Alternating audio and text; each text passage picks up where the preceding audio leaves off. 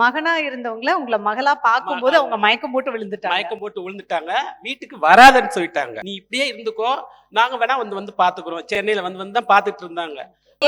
வீட்டுக்கு வர வேண்டாம், வேணும்னா நான் வரேன்னு நீங்க அந்த கேள்விதான் எனக்கு இன்ன வரைக்கும் இருக்குது. நான் வீட்டுக்கு வர வேண்டாம்லாம் சொல்லல, இரு நான் வந்து பாக்குறேன் அப்படின்னு நான் சொன்னேன். ரெண்டும் ஒண்ணுதானம்மா? சொல்லிட்டேங்க, தப்புதான், அது வந்து தப்புதான். இல்ல ஏன் சொன்னீங்க? நான் வந்து சொன்னேன்னா, ஐயோ ஊரு உலகத்துல ஏங்க இப்படி சொன்னீங்கன்னு கேக்குறீங்க, சொன்னேன்னு கேக்குறீங்க, அதை எப்படி ஆளாக்கி நம்ம விட்டோம்.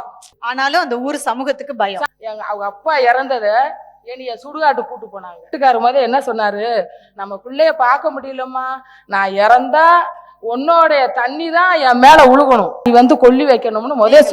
ஆமா, நான் கொல்லி வைக்கணும், நான் தான் அப்ப இந்த பார்க்கல இல்ல, அதனால வேற யாரும் வைக்க வேண்டாம், வச்சா நம்ம புள்ள வைக்கட்டும், இல்ல நீயே வந்து எனக்கு கொல்லி வச்சிருக்காங்க. அம்மா தான் கொல்லி வச்சாங்க. இன்னைக்கு நீங்கன்னா எத்தனை டிவில எடுத்திருப்பீங்க, எத்தனை செல்லுல எடுத்திருப்பீங்க, ஊர் வளாமலாம் போட்டிருக்கோம், சினிமாவிலதான் அது நடக்கும். அன்னைக்குதான் எங்க வீட்டுக்கார சுடுகாட்டுல அதை எப்படி அதை அடுக்கிருக்காங்க, நேர்மலியா போய் பார்த்ததே உலகத்துல உயிரோட.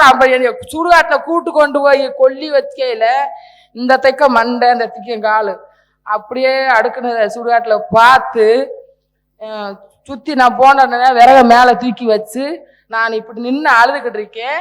பின்னால ஊடி வந்து எனக்கு களையம் வைப்போம்ல, என் பின்னாடி ஊடி வந்து அந்த மாமா வந்து களையத்தை தூக்கி வச்சாரு, சுத்தி வாமா அப்படின்னு.